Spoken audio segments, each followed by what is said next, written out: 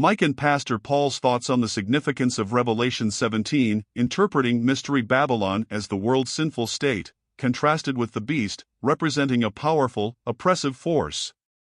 Mike discusses geopolitical tensions, particularly involving Russia, China, and the Middle East, alongside concerns about nuclear proliferation and environmental collapse. The conversation also touches upon the spiritual implications of these events, highlighting a coming Babylon hour and the necessity for spiritual preparedness. Finally, Mike and Paul address societal shifts, including moral decay and generational differences, within the context of end-times prophecy. Thanks for joining us for this unofficial unauthorized after show of Pastor Paul and Mike from around the world/COT. Good, you sound good. That's great. With the world in the chaotic state it's in. Fragile. Yeah, very fragile. That's your word. Look at you. If you can see the title of tonight's broadcast, Mike, the Babylon Hour. I know you said that's coming December 14th, but I thought I'd get out ahead of it, and see if you want to talk about this. I mean, when you say the earth is fragile, okay, is the peace agreement, is the ceasefire a little fragile right now? Oh, yeah, it is. In fact, Netanyahu said that any violation of the peace agreement, of that ceasefire, he would, respond with force. So there we are with that. And there has been some exchanges of fire, so it's already, starting to crumble. It's just that Hezbollah, they really can't be trusted. They can't do that. And there are multiple groups within Hezbollah, right? And so just because they have a ceasefire with one of the groups of Hezbollah does not ensure that somebody else won't take advantage of it. These guys there's something else. Well, during the time, we took out, I think, about the top 13 ranking. I mean, we took out the top guy who was in charge of Hezbollah for 32 years.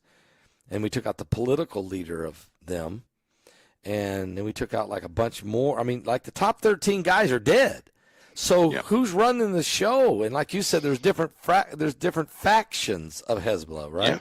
And that really ignites when you destroy. The bad part about a group like that, when you cut off the head, more pop up. There are ambitious people who just pop up, and they will, take that command. Now, Biden and Macron have gotten together, and they have made a statement that they would ensure a ceasefire. And they mean militarily too, right? Boy, we're in it. That could get very ugly quite quickly. So Macron is always in the middle of this. Can we talk about that? Why? I mean, Dr. Irvin Baxter, back when he was alive, and I remember interviewing him in 2018 on television at that time.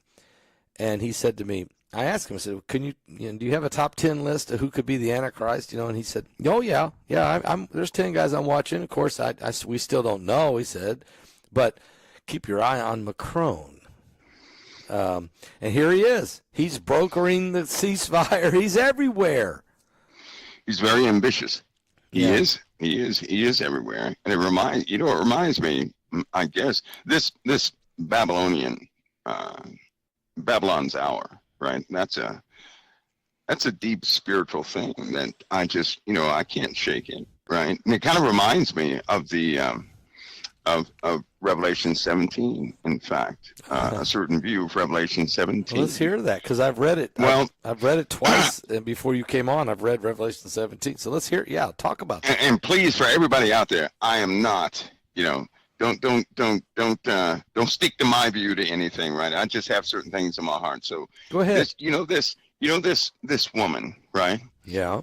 This woman that sits atop the beast. I'm gonna read one small fragment of Revelation 17. All right. Because it helps to explain something. And he says the 10 horns which thou sawest upon the beast. They have no kingdom as of yet, but they receive power as kings 1 hour. These have one mind, and they shall give their power and strength unto the beast. These shall make war with the Lamb. The Lamb shall overcome them. For he is the Lord of lords, King of kings, and they that are with him are called and chosen and faithful. And he saith unto me, the waters which thou sawest, where the horse sitteth, are the peoples, multitudes, nations, and tongues. Here's the thing. And the 10 horns which thou sawest upon the beast, these shall hate the whore, and shall make her desolate and naked, and shall eat her flesh, and burn her with fire. For God hath put it in their hearts to fulfill his will, and to agree, and to give their kingdom unto the beast, until the words of God should be fulfilled. And the woman that thou sawest is that great city which reigneth over the kings of the earth. So I thought about that. I said, well, why in the world, the beast, all these elements that make up the beast, they hate this woman. And so I kind of looked a little deeper into the woman. She's drunken with the blood of the saints, right? Yes, she is. And when you start reading those descriptions, I know a lot of people have their ideas, right? I know they do. Yes. One thing I want to point out is that the beast hates her. Now, that means somebody has no placement. Let me explain. In the Bible already says in the New Testament that the mystery of iniquity doth already work. Amen. Right? Yes. This woman has mystery Babylon on her forehead, which means it's a hidden Babylon. It's not obvious. Nobody can see it. But the beast hates her. How can the beast hate such a, ugly character, whatever that? And then that's when the Lord showed me let's just say some pieces came to me.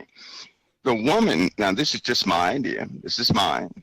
The woman is the fallen state of this world. The woman is. Okay. The blood of the martyrs of Jesus Christ, in combination with, the one that reigns over the kings of the earth. She reigns by way of sin. She's drunken with the blood of the martyrs because it was the fallen state of Jerusalem that killed Jesus. It was not the righteous state. Oh, that's true. Just like us. It's Yeah. the sin it's almost like a duality, the sinful part of something. That's why the beast hates her. But the world operates by what? By the sinful part of what could be righteous. The world's not operating by righteousness.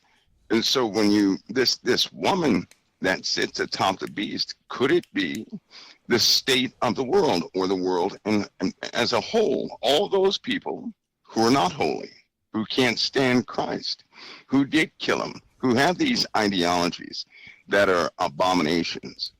Could that be what this woman is? Because we know what the beast is.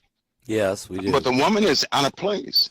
Yeah, But she's we know riding. Yeah, she rides along. She rides the beast. That's right. And the beast hates her. But the beast hates her. You got a good It hates her. So if the beast hates her, she's not part of the beast, but she rides atop. I do believe the beast is the real, because it says as Satan, earlier in Revelation, it says the dragon gave the beast his power, seat, and his great authority. That's right. Right? So you have these kingdoms of the earth, but the fallen part, the wicked part of these places, I believe, is that woman. I believe it's the wicked part, and God will destroy the wicked parts. All the darkness of the earth will soon be destroyed. Amen. It will, after it rears its head, but the beast does not like her. And when it says God has put it in the hearts of these 10 kings to fulfill his will, right, and to give their kingdom unto the beast, until the words of God should be fulfilled, to me that can only be the indignation of the Lord, his repayment of this woman, of Babylon itself, right? So this woman is out of place. Yeah. In the world right now today, there's a mystery religion that's behind everything in this world. We know sin is rampant, and it's very difficult to see. Right. In fact, I'd say 80% of your listeners may not know the depth of sin of this world. They may not know it. I think you're right. I don't think we do. I mean, I don't even think I know it. I mean, I know a lot of darkness, and I know there is darker darkness than dark. But yeah, you're right. Probably 80% of us don't really know the total depth of it. I mean, it would shock us, wouldn't it? Yeah, I think it's some of the stuff is pretty dark. It's probably not healthy for a person to know. But I believe the fallen state of this world, as it attempts to Sin does reign over the kings of the earth. If you think about it, they're driven by greed. They're driven by lust for power. They do things they shouldn't do. Most of them are highly corrupted, and they're just hungry and lustful for these earthly things. So this woman could represent the fallen part of humanity, of this, and God is going to do away with that. Yeah, that's right? A good point, because the beast hates the woman. The woman is her. But the woman's drunk on the blood of the saints, so she's not. That's right. And then in verse 8 it says, "The beast that thou sawest was and is not, and shall ascend out of the bottomless pit." We know Apollyon in chapter 9 comes out of the bottomless pit. Yep. We know in chapter 11 he's the one that kills the two witnesses. And now in chapter 7 and 13 that we know the beast is, of course, the New World Order, the whole government. And then here you are in verse 17, and here's that beast again from the bottomless pit, but the woman's riding on the beast. And then the beast hates the woman. So it's like... That's right. That's right. She has no placement. Yeah, no placement. It's almost like Satan. Satan does this. Does not Satan jump into a person, influence a person, use them up, and then destroy them? Yes. Yes, he's not going to befriend them. He's not going to accept them as family or anything else. He will destroy a human being once he gets into their lives. You don't want to befriend them. He'll put them in positions of, power in his kingdom or do things with them, but then he destroys them. Everything he does will eventually destroy a human being. And with this, what does he do with this woman? He burns her.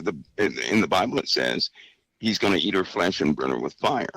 He's going to make her desolate. Yeah. He's going to make her empty. So his whole ideology is to utilize humanity against the living God by way of corruption and then destroy us. He didn't want to make a utopia for us.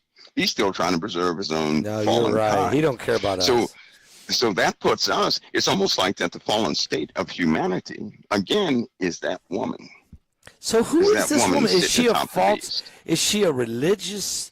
false? Is she? What is she? I've heard people say they have many ideas and thoughts, right? Yeah.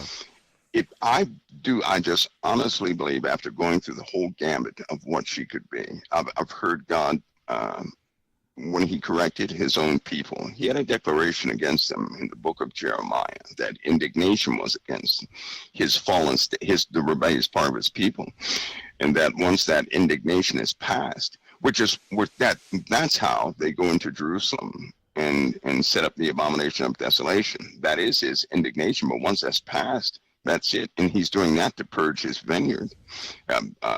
Isaiah chapter 5, purging his vineyard of all that does not belong there.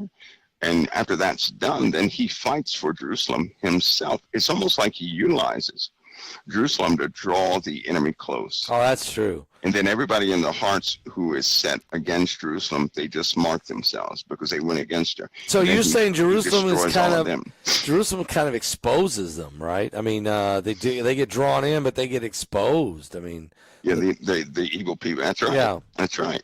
And so they go in there and set up the abomination of desolation, but that's what, 3.5 years. They will, occupy. Then they're done. Then God will get rid of them. Yep. But the fallen state of the people, the sinful side of the world that does not want to repent, the entertainment, all this stuff that goes on, the crime, all this stuff, I strongly believe that is that woman. I think it's why Mystery Babylon is on the forehead, because a mystery means hidden. Yeah, it's hidden. Hidden. It's not obvious. You can't see it. Well, I've heard a lot of people say, America's Babylon. Well, no, that's not true. Because we everything nations do is quite obvious. They're not hiding what they're actually doing. They're not doing that. But just like us, we have an old man to us. A second component to every human being. Once we get saved, there's an old man. We become new creatures in Christ. Amen. God is not against the new creature.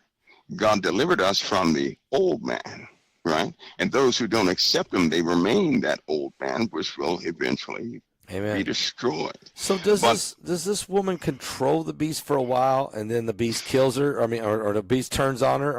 How does that? I don't even think. What is going on with this?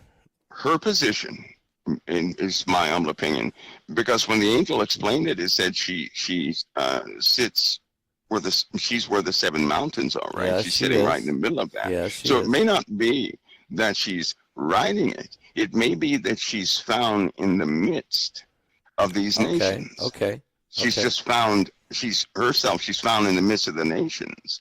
I know a lot of people have drawn pictures of her riding the beast, but I don't think it's like that. I think that's just simply her location, her whereabouts. She's in the midst of these nations. Because right after this, you hear about the destruction of Babylon. Yes, right? we do. Yes, we do. And we have us that the beast hates her, is going to make her desolate, eat her flesh and burn her with fire.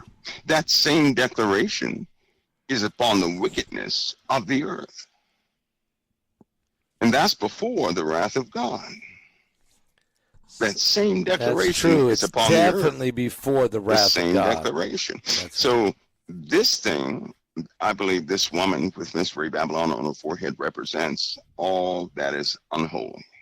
So Mike, because if the beast hates her, the beast does not like humanity either. So all this persecution, the drinking of the blood of the saints and the martyrs of Christ, that isn't the wrath of God. I mean, we're talking about people get tribulation or persecution of the church.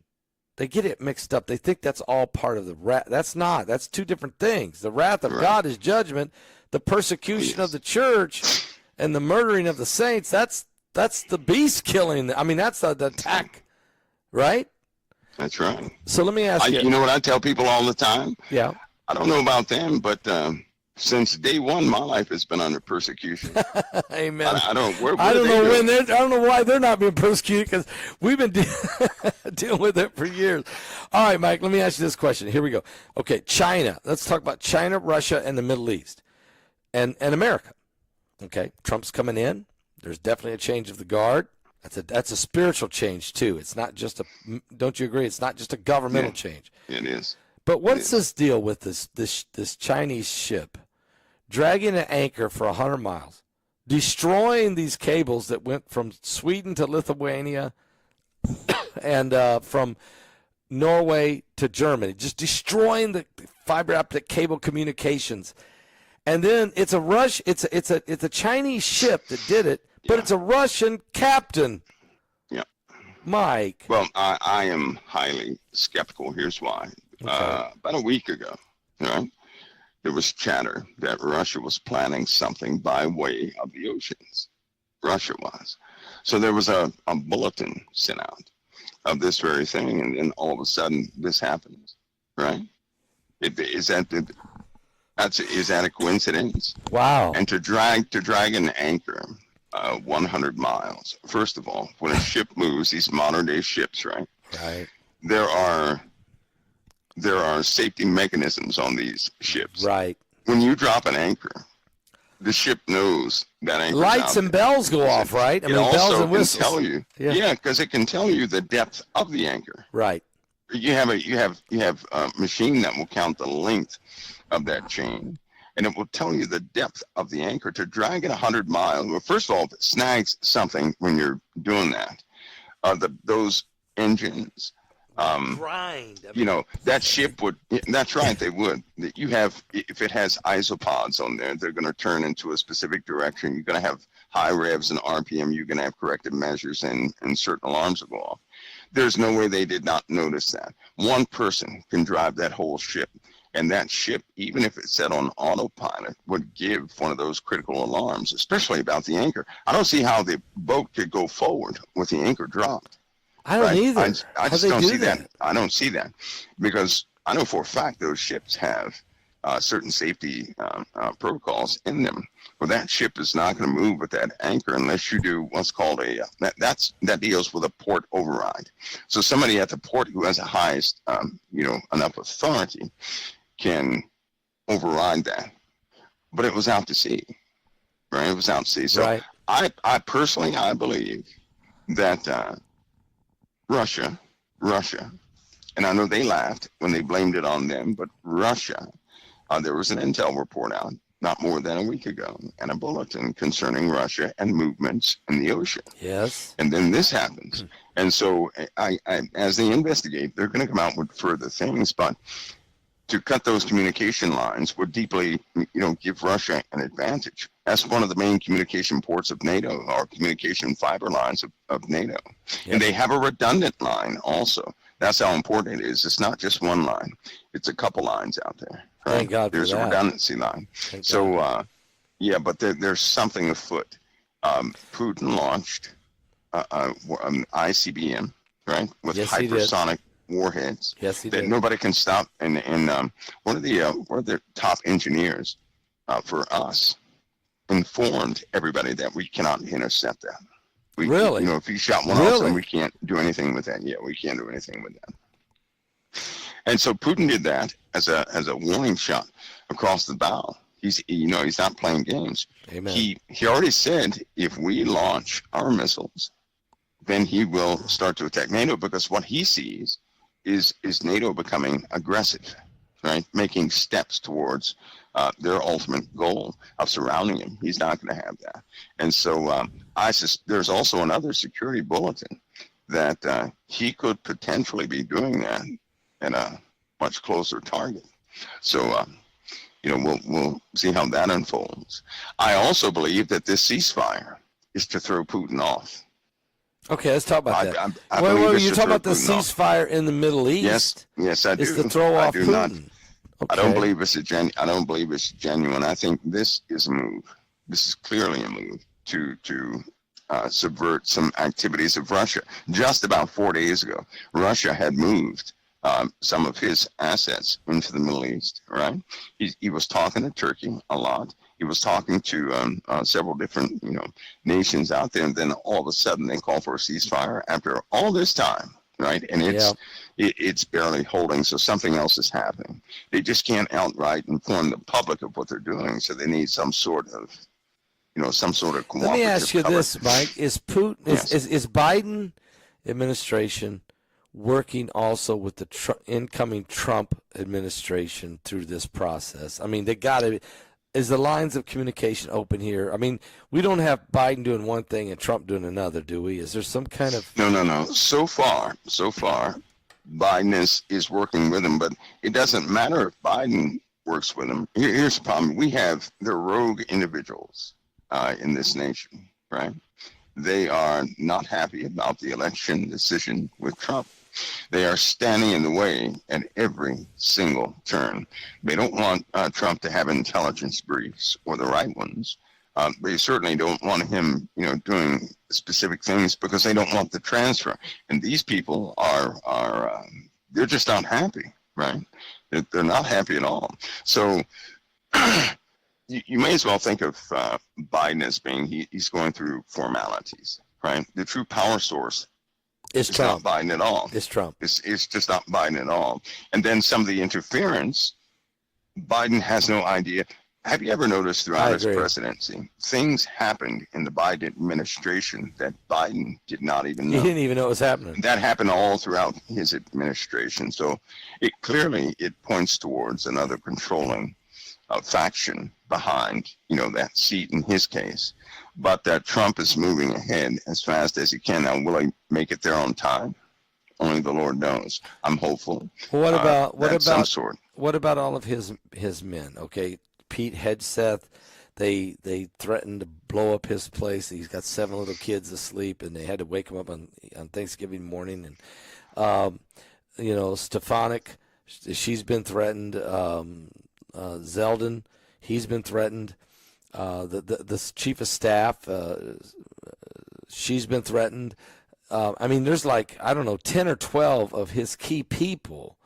Mm-hmm. There's threats. There's assassination threats. There's bombing threats. Where's this coming? Is this from a centralized group that's doing this coordinated effort to try to bring fear and distraction? What's your thoughts on this? To be honest, there's a group out there.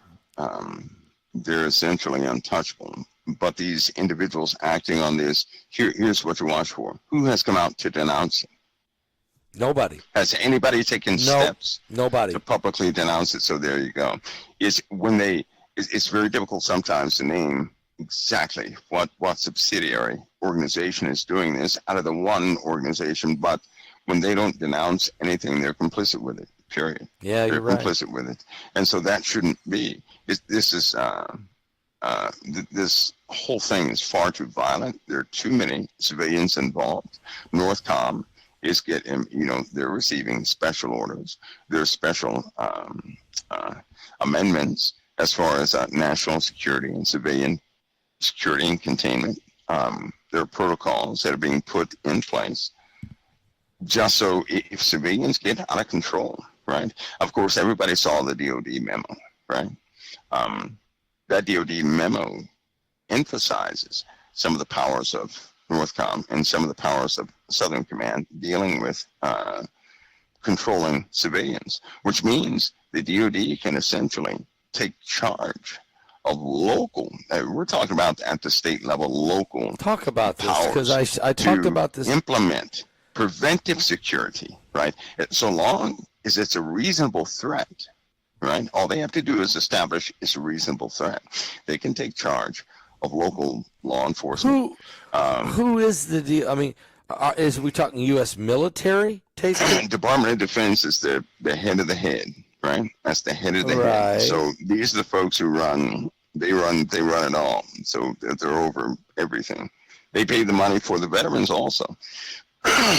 If the DOD gets operational command authority over these civilian, individuals, oh boy, that essentially means one person can be at the helm, and clear the order to fire for effect. Speaking of killing someone, they can use lethal force, and they give that command to use lethal force. Now, here's the contingent: if it's a reasonable threat. Okay. That's even worse. Here's what that means. What's that mean? It could be a day like today. Nothing is happening. Some intel group or something like that, or somebody reports something happening, or a person is about to do something, or a group is about to do something. By that paperwork, that's a reasonable threat. Now, they're going to determine if that threat is reasonable or not. And if it is, well, then they can give the order to terminate it, to kill it, to stop it, and use lethal force doing it. That's what that means. That means if anybody up there gets nervous too much, well, they qualify that as a reason, a qualified threat. Right? Yep. It doesn't mean that the person may not have a weapon. It just simply means if they suspect a threat could come from a specific, that's pretty vague, area or person, they can go forward and that's real vague. That's exactly what that establishes, because everybody knows that after the event takes place, then in court you validate, right? You validate that precept. Only after you've already not before. Not before. This isn't Minority Report. So essentially that's what they're going to do. If they suspect it, they're going after it now. But here's the danger part. Suppose they don't act on that, right? All right. President Trump gets into power, and he didn't, clarify the language or anything. He's only going to be in power for 4 years. 4 years. And here's what I'm watching for. When he's in office for 4 years, no matter what he does, he can easily enable some tyrant that comes behind him to exercise authorities he's putting in place, or that he, fails to undo before he gets out of office. I'm very wary of that because there's some shady people in this world. There's certainly some shady people that will be found out in his circle that probably shouldn't be there. But these people are famous for taking a good idea, something that was meant to protect people, and turning it into a weapon. They can easily weaponize anything that passes. You're right, Mike. So that's something to watch for. No matter how pure the intent that Trump may have, and no matter how selective he is in trying to get the right people, there is going to be people in his camp, no matter what, down the line somewhere, who are going to be trying to help put in controlling mechanisms so that when the next guy gets in, he can utilize these loopholes to further a whole different agenda. You know, the government's just too big. There's too many things. There's no way that you can protect that. I mean, is that what you're saying? Yeah, Satan always has this way to pervert any good thing.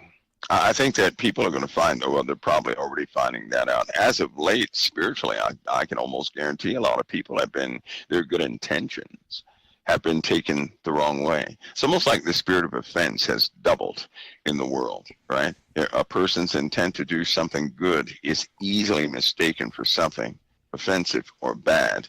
No matter how much you explain to the person that you didn't mean it that way, they won't hear anything. Right? Yeah, you're right.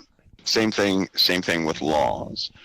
People come in there, they will pervert any law that they see that they can utilize for their own personal advantage. They'll do so, and these people they seemingly multiplied in the earth. Wow. Okay, let's talk about this then, Mike. This we're dealing with a ceasefire that looks very weak. Okay, apparently on December 14th. If it's the Babylon, you're saying let's call this the Babylon hour. Is there something going to happen? Is there a meeting going to take place? Is there some kind of deadline that's due that is bothering you about this December 14th? Well, there's some before that, Pastor Paul. Okay. There are some things around that season. Okay. If they don't, well, let's put it this way. After December 14th, if certain steps, especially in the Middle East, if they don't work, we're going to have some stuff spread across this world pretty quick. There are nuclear powers in the Middle East. Okay. Nuclear powers. These nuclear powers are shady at best, right? There's one nuclear power. I can't say the name. Forgive me for that. But okay. If they lose their country, they're at risk of losing their country from forces within the Middle East. If they lose their country, then those who take it will have that nuclear power. That's not good. And they're not going to hesitate to utilize it.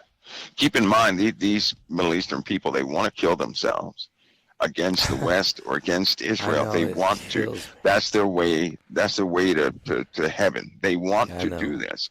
And they will do it. Okay, right? So you got to worry a little bit. We got some. I don't know if you're talking about Pakistan or one of these countries, but let's take Pakistan for a minute because, I mean, the capital of Pakistan's been on lockdown. They've been in martial law for like over a week. Pakistan's got some nukes, Mike. They got some nukes out there. I mean, and I'm not sure if that's who you're talking about, but I mean, that's the kind of country that you got to watch out. I mean, they got like 200 nukes, something like that. I mean, who takes over those? If somebody takes over India or over Pakistan, or they already have people waiting. India tried to set up, get military personnel in strategic places, but Iran's going to make sure they never are able to do that. So Iran is right there. I know, Iran. I know. Right there waiting. They get a hold of those. They'll use them. Over. They'll use them on. They'll use them on Israel if they think they can, or United States. They're going to hit us both. Yeah, they'll hit us both, and they'll probably do so in combination because Putin understands something that, given the current speed of things, NATO is taking up positions around his country. They're doing it anyway. Oh, I know. That's what Macron has been doing. Yeah, I know. Right? He's doing it anyway. Yep. Putin already said it, and he's not bluffing. This time, this is not rhetoric. He's not giving them rhetoric. He's telling them what he's going to do.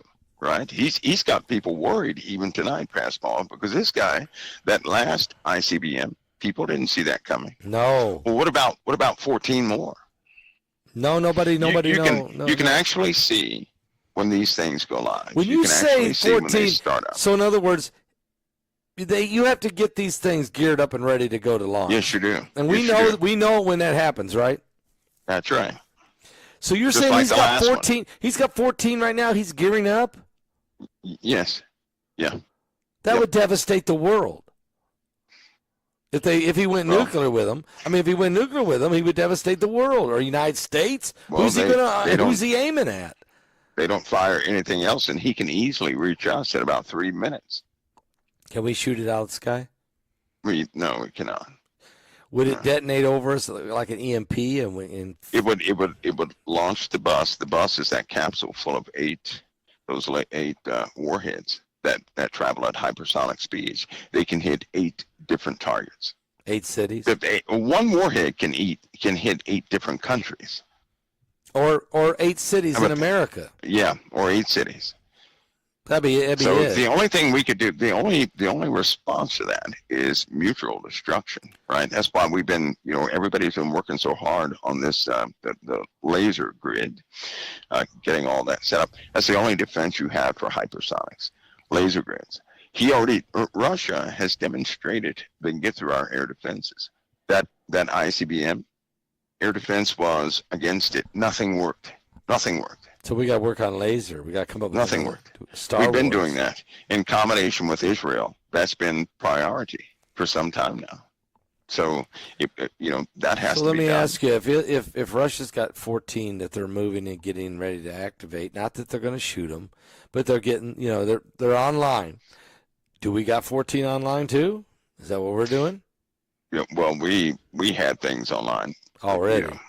We have things online. Yeah. But that's not, all we can do is blow up their cities. Right. That's not going to solve anything. That's going to be, exactly. It's just going to destroy the world, It could be the reason I can't shake this feeling that somebody's going to have a Chernobyl moment. Oh. Somebody's going to have a meltdown moment. Okay. Somebody's going to have a meltdown moment. Yeah, I mean, I'm with you, and the hour of Babylon's coming. It's going to fall in one day, 1 hour. Okay, so let me ask you a question now. So we're in this moment where everybody's on edge. NATO, Russia, China, Taiwan's nervous, the whole Middle East, United States. Yes. Trump has made a statement about the 25% tariff on Canada and Mexico, so he's upset about these borders. Mexico has jumped out. The lady, she's the president of Mexico. She's saying, "Whoa, calm down. We're going to help you. We're going to help you. Don't even." Is this again part of the Trump doctrine? America first. Seal our borders. Yes. It's a big deal, isn't it? Yeah, the wall's going up too. It's a giant deal. It's a giant deal. What about Canada? You know what? They're going to play this carefully. They understand that they can't survive without us, right? And we know for a fact that there are compromises in certain parts of Canada. It's coming across. They're coming across the border. I mean, So what about Mexico? Is Mexico going to send their army up there? What about the drug cartel? I mean, aren't they going to want to run this? Who are they going to fight? Both of us, Mexico and America. They're crafty, and because they have to work. They're going to have to do a lot of work on the East Coast now. The USA will. After once Texas and all those places are secure at the southern border, we've got to watch the coastlines, and it's unfortunate. These container ships, I'll say it again, they come in packed full of people. They come in packed full of people. There have been people who have walked off the job because they saw people packed in those containers, and they said no, they just walked off the job. That's happening more and more. But that's what we faced. Aren't they going to come in California? Won't they come into California that way, as well as New York? Yeah, but that's a bit harder. Okay. California's a bit harder because of it's a bit harder. But I'm glad somebody made the statement because they've already here's what's bad, Pastor Paul. When somebody, if you were in a war-torn country, and you knew that somebody had very lax rules at their border, right? If you wanted your family safe. And you just say you were honest. If you wanted your family safe, your kids safe, wouldn't you send them to that country? I know I would. I'd send them out of that danger zone into another place. Yes, I would. So when a country does not secure its border, when it has no clear message, sometimes you have decent people who will send their children to the USA only to be used. To bad stuff happens, but to make a statement means they'll not do it. They're not going to do it. They're saying, well, you can't go now. And that, that's saving a life. Just to make that statement has probably saved hundreds of thousands of lives. Yes. That quick. It really has. Yeah. So to be heartbroken when they reach the border and they can't get in. Now they're stuck in Mexico, and we already know what's in Mexico. You don't want to be stuck in kids Mexico. No, because people are they're dying big time over in those areas. So to not secure a border is just highly irresponsible. It's a bad message to carry, and it kills people. It really does. So what's your biggest concern now, Mike, with everything happening? Pastor Paul, I can't shake the nuclear issue. Yeah, you've had that 2 or 3 weeks. I can't shake that. I can't shake it. I can't shake that. You know what? It's almost like spiritually, something is going to take place. You can't do anything about it but pray, right? Yeah.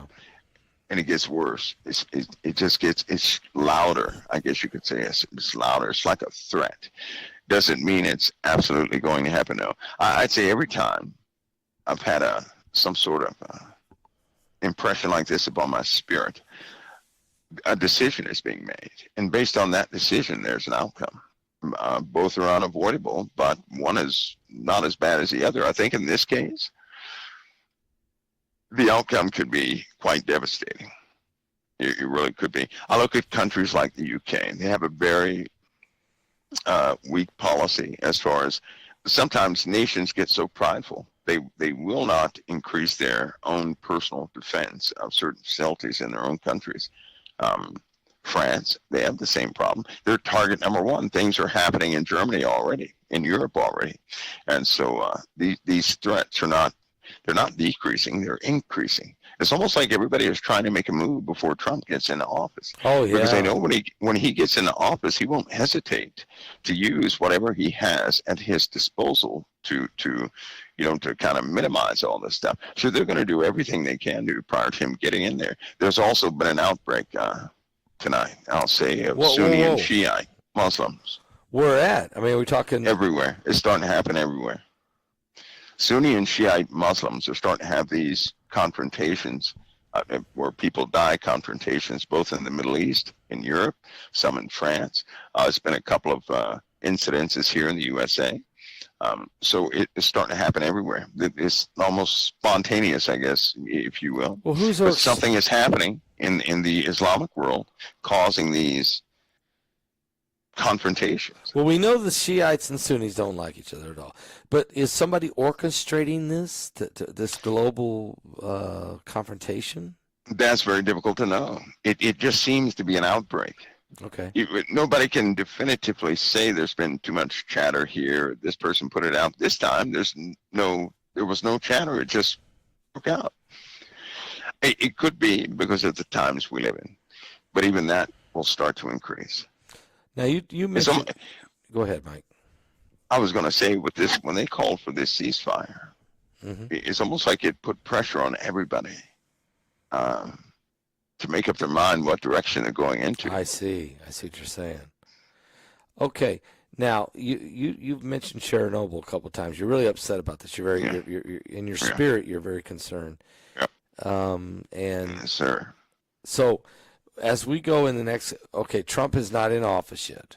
There's a lot of movement. There's a lot of movement going on. Turkey's getting very active. Is that true? Are they moving assets? Is there something going on with Turkey? Yeah, they have been. They have been, and they are a wild card. It's very difficult to know what Turkey is actually going to do, but they are a wild card. And they're talking to Putin too much. Some of these nations are talking to Putin too much. They're coordinating too much. Remember, Putin has equipment on the coast in Syria, and he has traded assets with Turkey on a couple of that was when our Air Force base was fully stocked there too. So he's a wild card. Really, he really is. And because everything is so, I guess, in the Muslim world, their time is close too. According to their end of days proclamations. Does Planet X, is there anything happening here? I mean, because a lot of times there's stuff goes on in the earth between humanity, but there's a lot of stuff going on in the heavens, the heavenlies, and we seem to be seeing a tremendous change in weather, crazy stuff. Is there anything going on with this gravitational pull, the coming meteorites you've talked about in the past? Is there anything new? They're still coming, and they're still coming. And I hope that folks are I really hope they're prepared to deal with some very unnatural phenomena. Very unnatural phenomena. Okay. Unnatural phenomena. I hope they're ready for that. You know, Whoa. in fact, this time that we live in is probably not the time for people to become experts on what does not exist or what would not happen, but to remain sober and to realize something, that over the course, even in the past, this whole earth was blanketed in darkness for years. That's true. For years, not a couple of days, but years. And this has been since Christ. And we're about to go back into that cycle. This cycle is outside of any of the other cycles we've discussed. There's another cycle that they found out back in the 1200s. It was a meteor storm, Pastor Paul, and there were impacts on this planet. Do you not know that they believe that time is coming back around again? Now, this is outside. This is outside the binary system. Wide. That's right. This is outside of that. This is a cycle that they now believe has come back again. Now, the clusters they're talking about, this is outside of the meteor storm that's in that they're expecting. So we could be on a cycle right now that's outside of every other cycle we ever thought of. The earth has, it just messed us up for a time. There was darkness all over the earth for a few years, and that's coming around again, right? They went back after studying some of the temperatures, taking multiple cores from many different places. They believe that this cycle is back again. They believe it's back again. And if it's back, it's just like a comet. A comet will leave, do what it does, and then come back again, right? Right. Same thing with this cycle. It's the same way we have the 4 seasons, but there are other long durational cycles. Some cycles we don't even know about until they come. So they believe this cycle is coming back again.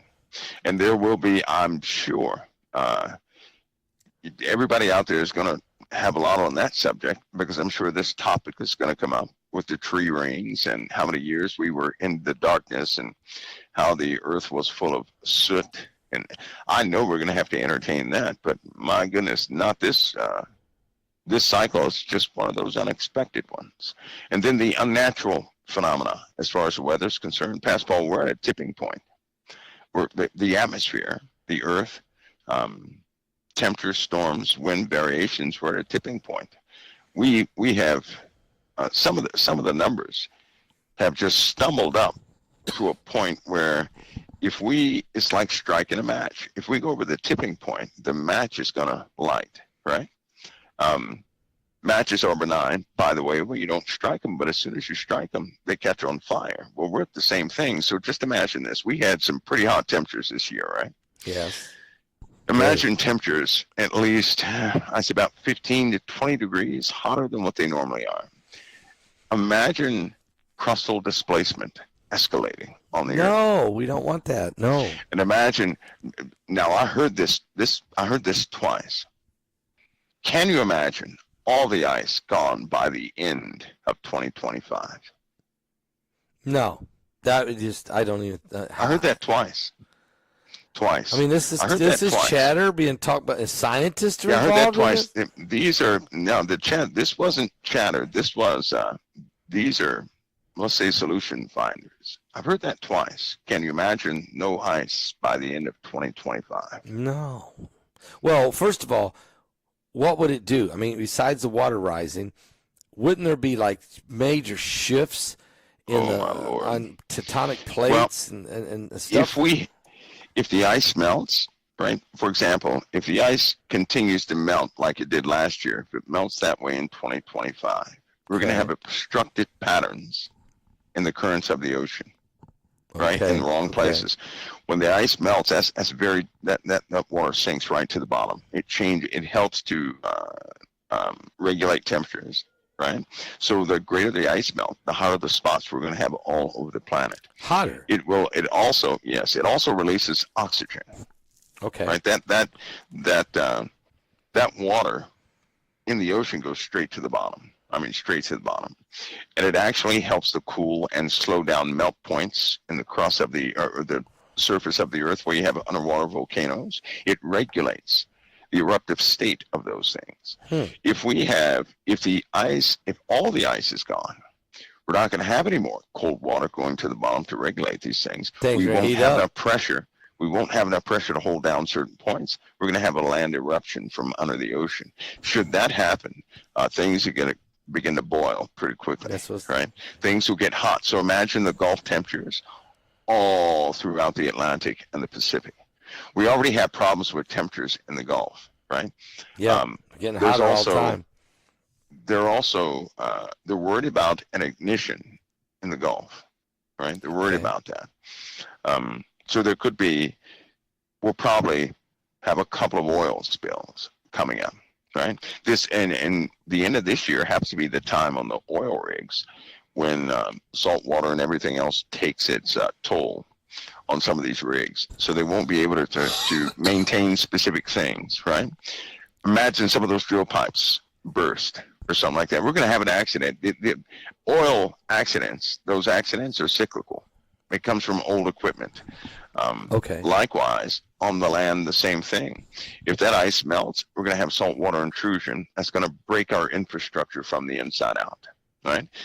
It's I'd say Texas is going to have to deal with some underground fires. So will Ohio and Pennsylvania, even more than they have now. They already told people in New Jersey the ground was on fire underneath. Nobody seems to be concerned about the fires that took place. Well, they caught coal on fire in New Jersey. They caught coal on fire in parts of Pennsylvania. That fire is still smoldering underneath. And just like Pennsylvania some years ago, some people are going to have to move out of the homes. You can't put those out once they're lit like that. You can't do it. Because it just because underneath keeps burning. Keeps burning. Keeps burning. So it's this crazy and, time. And right next to that, Pastor Paul, we have those two big gas pockets are down there. Those gas reservoirs. Yeah. They're right next to the coal. If that coal burns, it's going to hit the gas reservoir, and then what? They can't put that out. There ain't no way. It just keep Right. burning and burning and burning. So we got to find a solution to that before what was it, mid-year next year or something like that, because it will certainly burn right into it. So, and you said that we were going to have more weather events. I mean, you said we were going to have big water events, but we'd also have droughts. I've been noticing that we've had unbelievable flash flooding this year. I mean, the floods this year around the world have been off the chain like we've never seen. Just yesterday or the day before, it snowed in South Korea, in Seoul, the biggest snowstorm in 50 years. Then we'll turn around, we'll have wildfires burning in New Jersey, and then we turn around, we have hail, so unbelievable hail in Saudi Arabia, and then in the Sahara Desert, there's rivers flowing basically of water. I mean, this is some really weird stuff, Mike. It's stuff that's it's increasing. Yeah, I mean, it's way out of balance. It's the earth like reeling and rocking, and you've been talking about, and BP Earthwatch has been talking about the earth tilting. Okay, this tilt. Yeah. Is there any news on that's going on? Yeah, it's still going. It's still going to go. It's still going to do its thing. Eventually, we're going to lose our. We're getting used to all this abnormal weather, right? It's going to continue to get abnormal. We're going to have different days. The sun's going to be in different positions, right? People will see clearly. A whole nother thing up there here shortly. Not that little thing either.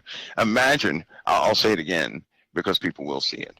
They will see, now this is going to sound nuts, but they will see an object about half the size of the sun. They're going to see it possibly every month. Is there a certain time of the month that it becomes visible, like during a full moons, or what's going on here? No, they'll see it in the daytime. Yeah, is it like as the sun is setting, or is the sun rising? Is that or just middle of the day? Or what? No, they'll start seeing it just, it'll be out 1 week, and then they won't see it again for another month, and it'll be out another week. They won't see it for 1 month because we have large-scale celestial changes.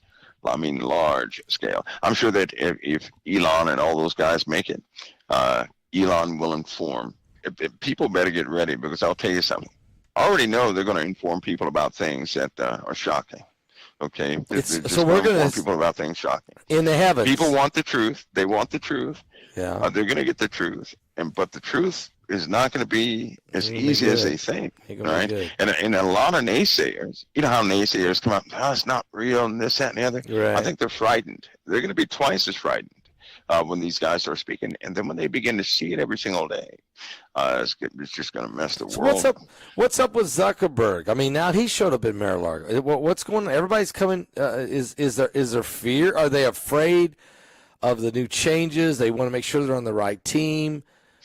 I mean, They don't drink the Kool-Aid that people do, right? They're on a whole different level.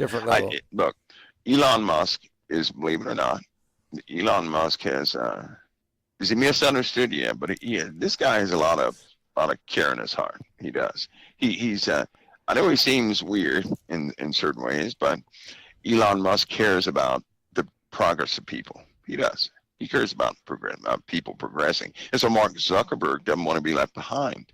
Plus, Mark Zuckerberg has some breakthroughs. Yeah. So I'm sorry. Somebody said I was wearing a nice Rolex. I just want to let them see it. It's not a Rolex. But if you want to send one, we'd be glad to wear it. Sorry, Mike. Sorry, Mike. So go back to Elon Musk. Okay. He's a very caring guy, but he also has a lot of forward momentum, right? Plus, he's going to be in charge of government waste and development in other areas. Oh, is that going to get under somebody's? That's going to get under somebody's skin, isn't it? You start digging into government waste. Isn't that going to expose some serious they're fraud? They're going to expose quite a bit. Okay. They're going to expose quite a bit. I'll go back to Zuckerberg. Basically, think about all the things that people, there's some things that people don't know. I think it's good. Because they will level the playing field a bit. But here's the deal. I had to give a caution on this. Okay. They're going to be fighting a body that is powerful. Right? It's almost like, it'd almost be like me going to fight the Golden Gate Bridge.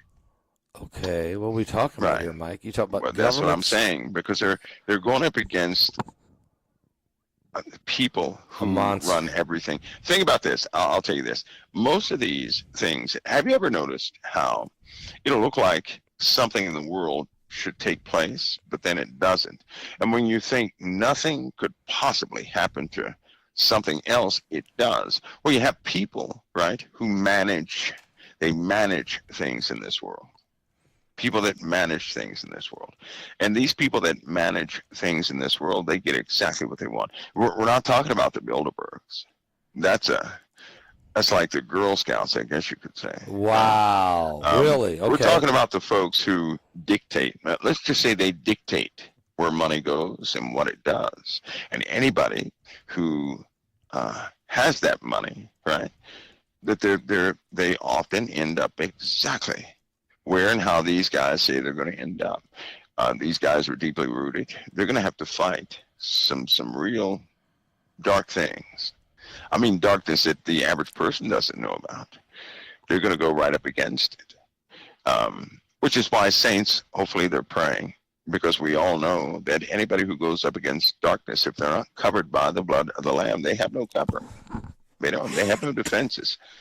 And what they're going up against is just no joke. No joke. So, I always hear about the 13, somebody just mentioned it, it's perfect. The 13 families, we always hear about these, the puppet masters and the people. Yeah. There is people there. I mean, there really is a group of people. Oh, yeah. Yeah. And they're very powerful. You betcha. And they get whatever direction these guys want to take, they simply take that direction. And which is why the world, no matter what anybody does, the world gets worse and worse and more. It is so much iniquity around, and it's highly immoral. Everything is highly immoral. Oh, I know. And it's almost like people have become accustomed to it. Because I'm going to say this, who can introduce some of the immoral things that we've had to where nobody can see it, but it's all around us? Nobody, everybody's afraid to say anything against it. You don't see protests against that. You don't see not one protest against any of this iniquitous stuff. No. You don't see it. We only get why not? We get anti-Semitic protests. That's right. That's it. But you never have a protest against immorality. How can that be possible with all these folks who believe in Christ? How can there be no protest? I don't know. That's a great point. Because these guys are in cahoots with what's called the king of the world, I guess you could call it. king of the world. And everybody's going to get their introduction into something else. I'm sure that Trump is going to have to fight a fight. Maybe he didn't believe it was going to be like that, but it's going to be a real fight, something real fight. A real fight. Is the Sand King still out there? You remember you mentioned that? Yes, he is. The Sand King is in operation. Okay. He's doing his thing, Pastor. We're at a very late hour, believe it or not, right? Yeah. You know that one scripture in the Bible which states, I know a lot of people read it one way, but it states that Jesus was talking about Noah's flood. And he specifically said, they were eating, drinking, marrying, given into marriage until the flood came and took them all away. So shall also, right, it's going to be that way at the coming of the Son of Man. And they knew not till the flood came and took them all away. He didn't mention anything else. He said they knew not until the flood came and took them all away. Right. Which automatically lets me know that the world is going to normalize every condition until Christ comes. The desecration of Jerusalem, they're going to normalize things. Oh, man. Right? They'll try that. What happened with things that have happened here in this country? They normalized it. Yep. I remember when they had that earthquake in Turkey and 70,000 died. I said, folks, don't forget this, because this is a devastating thing. But I said, unfortunately, a couple of weeks from now, nobody is going to talk about it, and it's almost like something is just wiping it out of people's minds. It's not important anymore, right? No. How can we normalize ourselves? And it does remind me of the days of Noah, because I can often imagine people getting used to drops of rain. Oh, it's just raindrops, no big deal. It keeps coming and gets heavier. We'll just go to higher ground. And they keep doing their thing until the waters were up to their noses and they couldn't breathe. Then they said, well, this is a bad situation. That's the same way the world works until it takes them. They won't know anything. They're going to normalize everything. So, yep. They will. The weather right now has increased an untold percentage, Pastor Paul. Yeah, but it's normalized. By the trend line we're on, it's going to be a lot of people sick by fall of 2025. Just sick. The radiation scales, the radiation we've been exposed to by the sun, because the sun's chemistry is changing. Yeah. It's going to get us. Pets are dying right now. Mike, pets seem to be dying at a larger rate. Is it because the radiation's killing them first before it kills us? I mean, is there something going on here? I mean, cancer among pets. Pets are sensitive to, well, I'll tell you something. Chernobyl, again, right? Yeah. Leaked radiation all around the world, right? Yeah. Fukushima did. Radiation detectors still go off at I believe it's 2 rings around this earth, and 2 of those rings pass right through America. So certain areas have radiation doses, which are, by the way, cumulative. The sun's chemistry is changing. Oh, big time. So the radiation from the sun is penetrating the atmosphere, coming to the surface of the earth, causing the pricklies on people's skin. No matter how hot it used to get, nobody can ever remember going out in the sun and it feels like you're being poked by a million needles, right? No. But you can feel it now, and that's going to continue to change. The UV scales, it seems like somebody went back and calibrated all of the detectors to suit some of the new levels that we have. And it's just incredible. So people out there in the sunlight, they're exposing themselves to some bad conditions. Right? Dogs are getting sick because they're more sensitive to it. They're also sensitive to magnetite. They're also sensitive to magnetic waves. And as the earth continues to change, they're going to feel it. They go nuts right before earthquakes do. Right? So we have a whole other round of eruptions that are about to take place, and some pretty devastating earthquakes due to tectonic shifting that has caused these upwells in certain places in the USA, Asia, Russia, all around the world, right? Plus, large land masses are just changing, period. Some are sinking. They won't be here anymore. New land masses will be seen in the Atlantic. When we think about this, Hal Lindsey passed away. We've been talking about that some, and it's sad. 95 years old, though. He was, he wrote The Late Great Planet Earth, which really affected people, made people start looking at least at the reality that the Bible and prophecy was in process, and so he was a great man of God, and he was a tremendous writer, and so we, may he rest in peace, and I hope one day to meet him in heaven. Is just a wonderful man and family. Mike, while we're dealing with all these things, and I don't want to take you too much more of your time, but the alien thing, you talk. First of all, the interview with you on this webinar was so unbelievable. I actually went back and listened to it a second time after we taped it. It was just so good. Is this? Are we at a different time? I mean, what I'm trying to say is, it's like we've never been here before. It feels like some of the things we talked about 10 years ago is now happening right now, accelerated. Is there a reason? I mean, is there a spiritual? Okay, we're talking about spiritual warfare, but it's happening not only in the heavens but on the earth too. It's like a combination, and you shared some incredible information. They should listen to this, and then they should learn from what you're talking about and the others. Would you agree? No, I would. We do. We live in different times, Pastor Paul. We live in a time of where everything is starting to manifest. People actually are facing consequences from, I hate to say it, but consequences of prophecy themselves. Yeah. They're going to see prophecy unfold. It's going to take effect on their lives, whether they believe in it or not. It will take effect in their lives. Yeah. And humanity, by the way, we are in the time where the hidden element won't be hidden anymore. And that's going to be a very tough time. It's going to be a tough time. Now, kids are adapted to deal with it. Kids are. Yeah. But like you said, Hal Lindsey passed away, right? Pastor, do you not? There's a whole generation that's gone. Yes, I know. We lost some. And before they left, right before they went, I remember talking to Angela about this a long time ago. I said, you know what? When this generation is gone, we're going through it. But God will get them. They'll be gone first.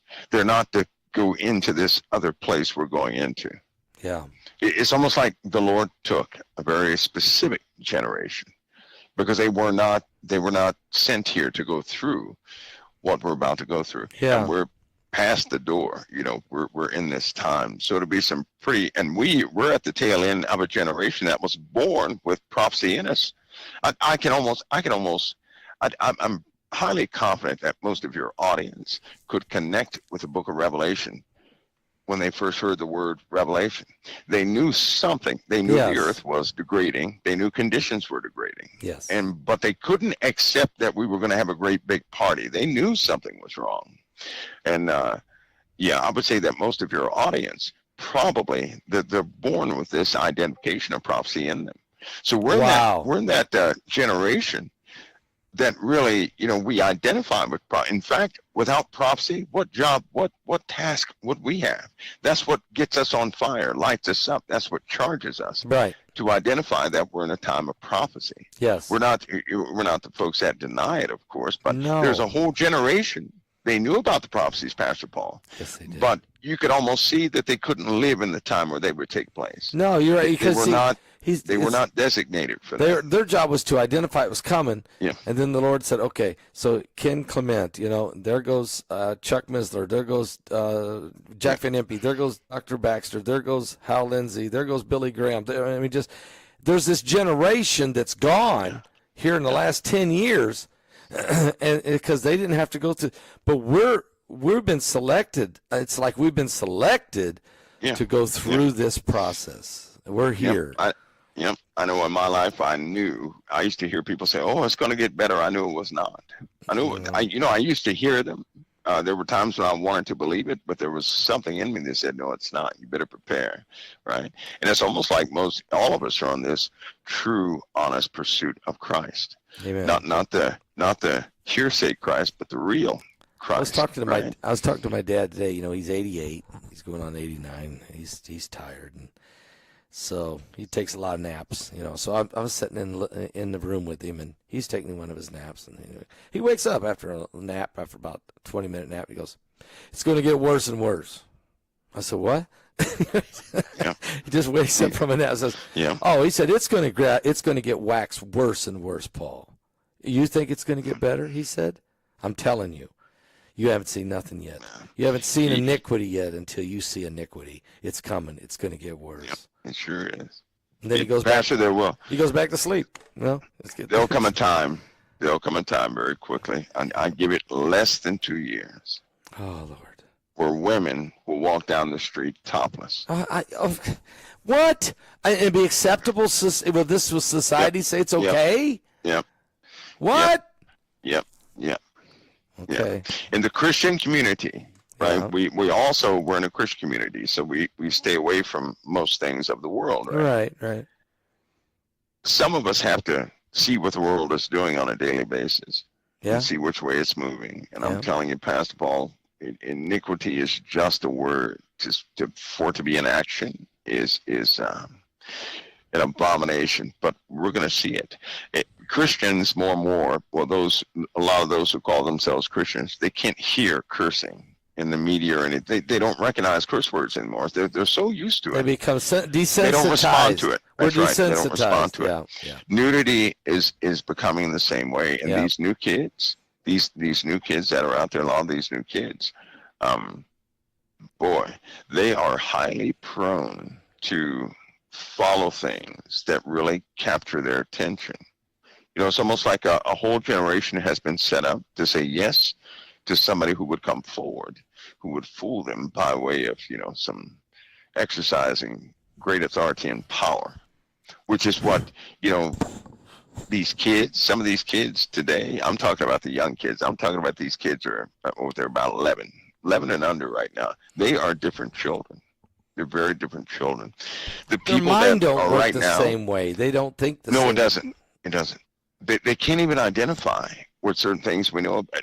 We had natural knowledge, right? Nobody had to tell me that Jesus was Jesus. Nobody had to tell me that. No. I had a natural knowledge. These kids, they don't know what a microwave is. They'll look at that microwave. You used to go put something in there, and they say, put it in what? How do you do that? They can't identify with certain things. And it almost like, I've seen that type behavior before, but in a survival generation. Wow. It's just like in human beings. There's been a migration gene that came about every time humanity had to migrate from one place to another. It's called a migration gene. And it doesn't come up every generation. It only comes up when humanity has to do something, right? These kids have other genes that we don't have, that have popped up, they're activated all of a sudden. We're not talking about this higher consciousness nonsense, but we're talking about another type gene that's almost set for survival. They have it in them, fully activated. So it's almost like they're medical marvels also. But things are certainly happening. They're changing, and we just so happen to be in that generation. We'll see it. I believe we are in that transition. I think you're right. Generation. It's a different world. But it is. I know a lot of people have trepidation about a force coming in, right? Yes. Almost like a force that's going to do something against the will of the people. That's this undying thing that won't go away. Well, I'd say this. Hopefully people are rooted for real in Christ, because there will come a time when even that will be challenged. There was always coming a time when we would have to. The Lord said, if you deny me before men, I'll deny you before the angels. Amen. I believe that a lot of us are going to have to stand up and actually declare them. Yes. Some people have not done that, right? Some people have not done that. You can't Conversations, they shy away. You can't be a secret disciple. I mean, there's a time you got to choose which side you're on, and you got to make a stand. And this is one of those moments. Yeah, it's here.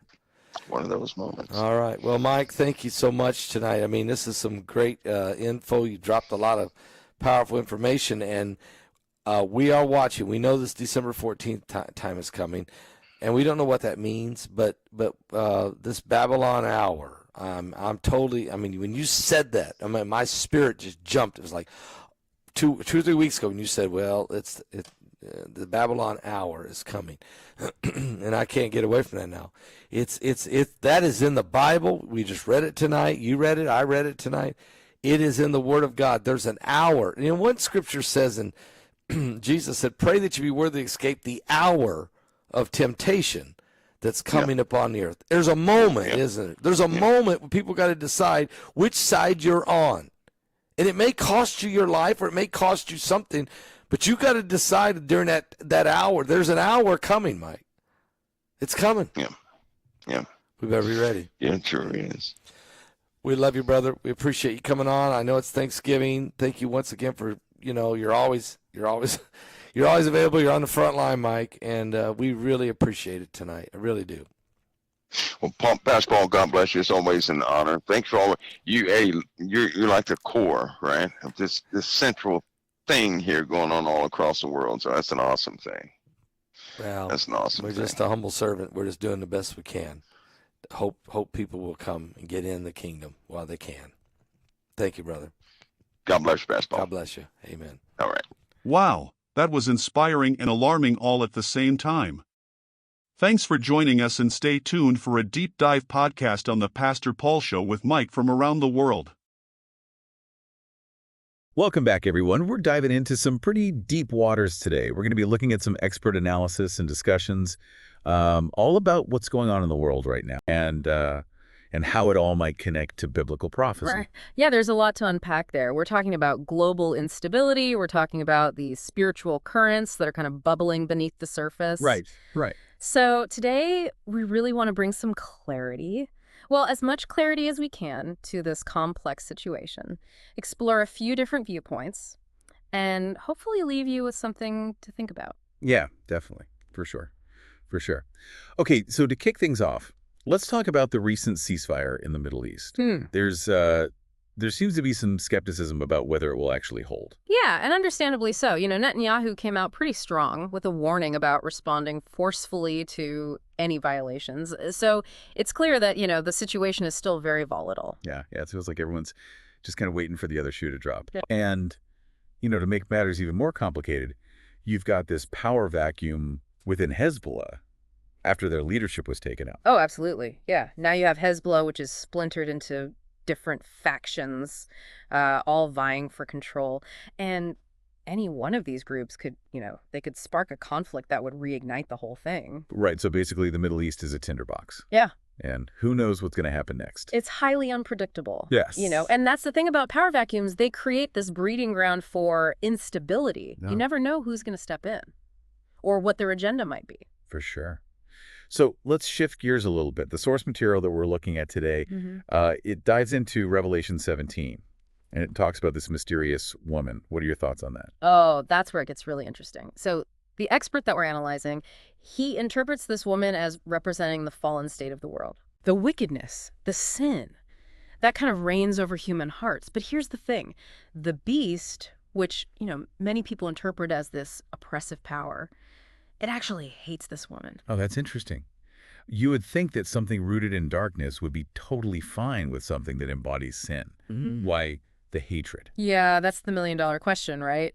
Some scholars think it represents a form of self-loathing. Like, even those who embrace the darkness, they have this, revulsion for the very thing that empowers them. Other interpretations suggest that the beast desires complete control over everything, even over the forces of chaos and wickedness.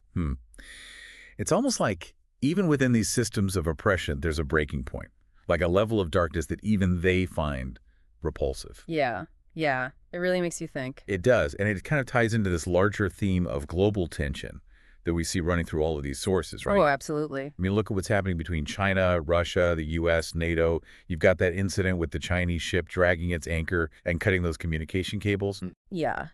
And China is claiming it was an accident, but some experts are saying that Russia might actually be behind it. Oh, wow. Think about it.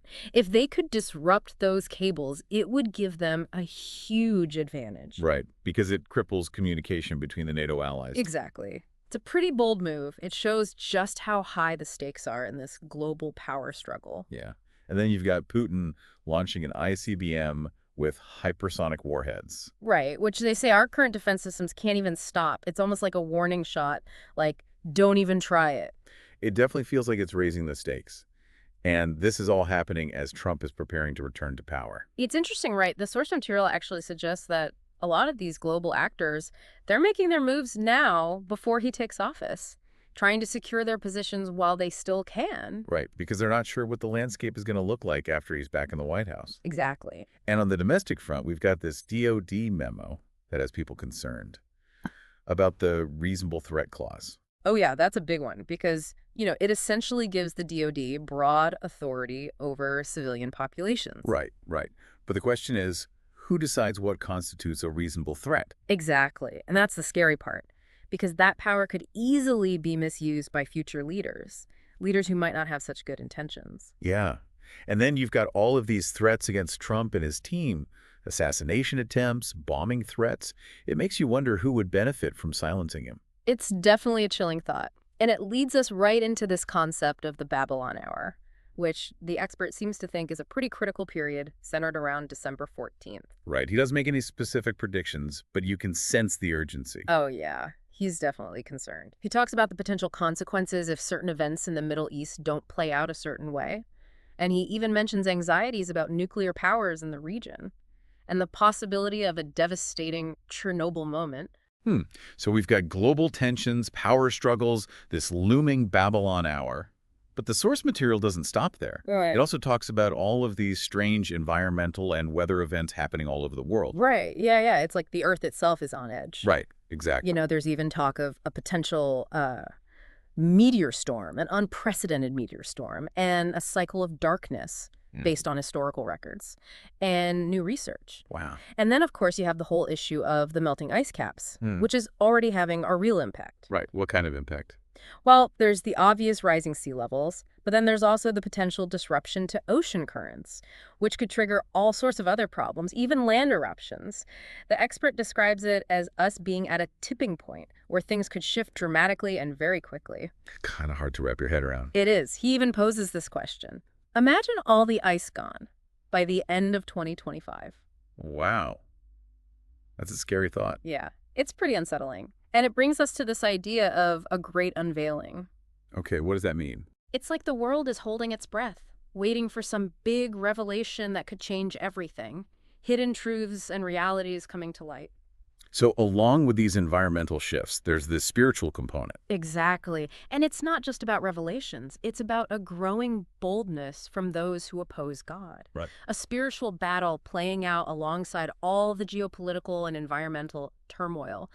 The expert even goes so far as to say that women walking topless in the streets will be acceptable within 2 years. Wow. It's a pretty shocking statement, but it speaks to this potential erosion of societal norms and values. It definitely makes you think, okay, so we've covered a lot of ground here.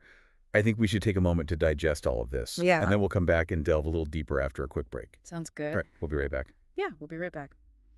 Before the break, we were talking about this great unveiling, this idea that, hidden truths are about to be revealed. Let's dig a little deeper into that. What stood out to you from the source material? Well, besides that comment about women walking topless becoming the norm, which I'm still trying to wrap my head around, is the whole spiritual dimension of this unveiling. That really struck me. It's not just about governments or technology. It's like a clash of worldviews. Like a battle for our hearts and minds. Right. It's like a spiritual awakening happening alongside all of this geopolitical and environmental turmoil. The expert even uses the term migration gene to describe what he sees as a survival instinct that's awakening in this generation. Okay, break that down for me. Migration gene. What does that even mean? Well, he's not just talking about physical relocation. It's more about a spiritual migration, moving away from old ways of thinking, old paradigms, and towards something new.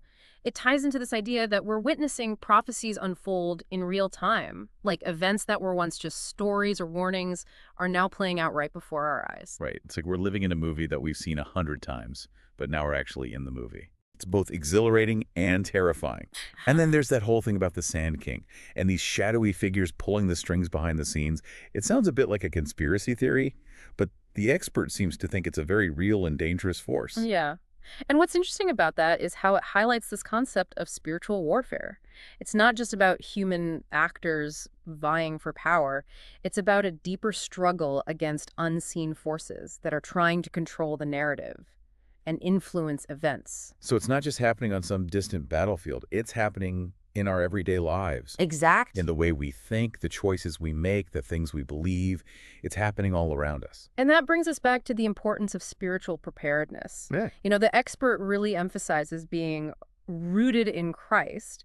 He suggests that genuine faith is going to be essential for navigating these challenges, but he also cautions against complacency, especially within the Christian community. Yeah, he even calls out those who are more worried about avoiding cursing in the media than they are about confronting the darkness that's spreading throughout the world. It's a pretty sharp critique of what some people call comfortable Christianity.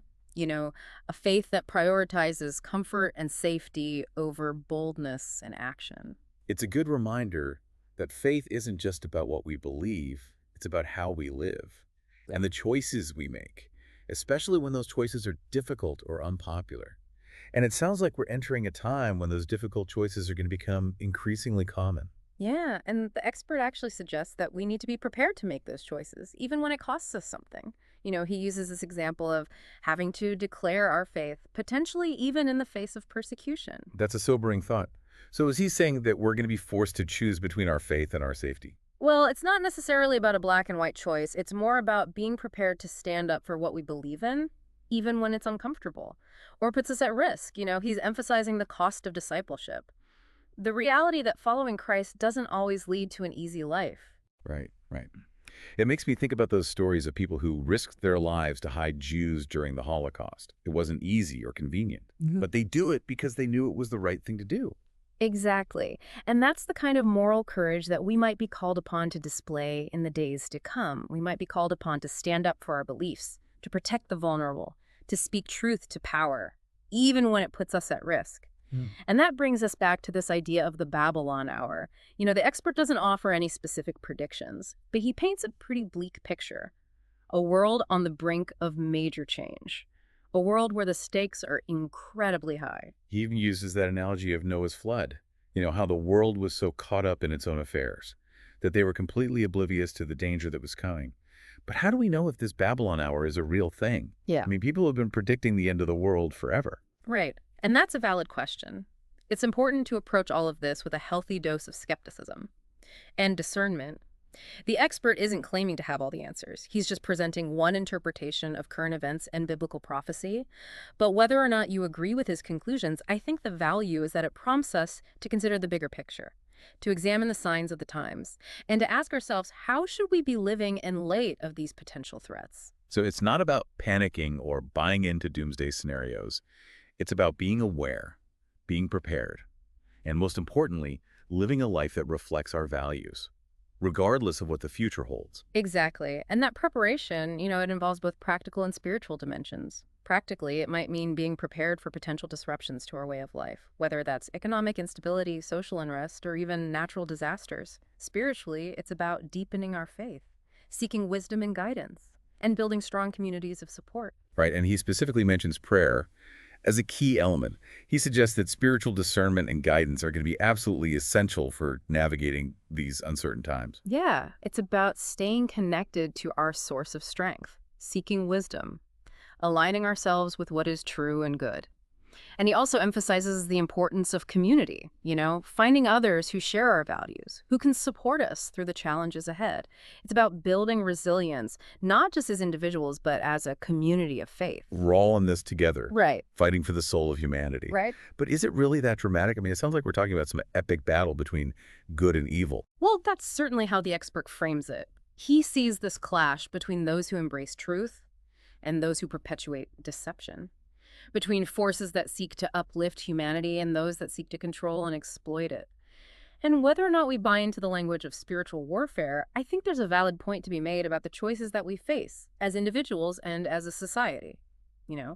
Are we contributing to a culture of fear and division, or are we working to build a world based on love, compassion, and justice? Okay, so maybe we don't need to picture ourselves battling demons with swords and shields, but we can at least acknowledge that there are real forces at work in the world, both good and bad, and that we have a role to play in that struggle. Exactly, and that struggle is multifaceted. It's about confronting the darkness in our own hearts. It's about standing up for justice and righteousness. It's about building a better world, even in the midst of chaos and uncertainty. And it's about remembering that we're not alone in this fight. We have each other.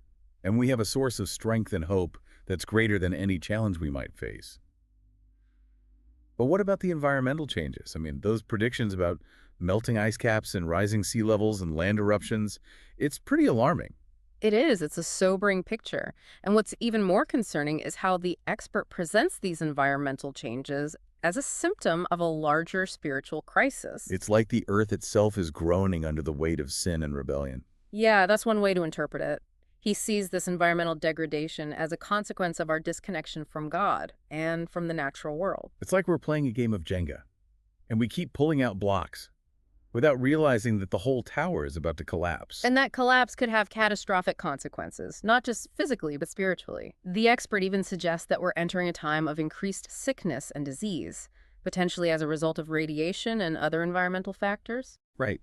He specifically mentions nuclear incidents like Chernobyl and Fukushima, which continue to have ripple effects all over the world.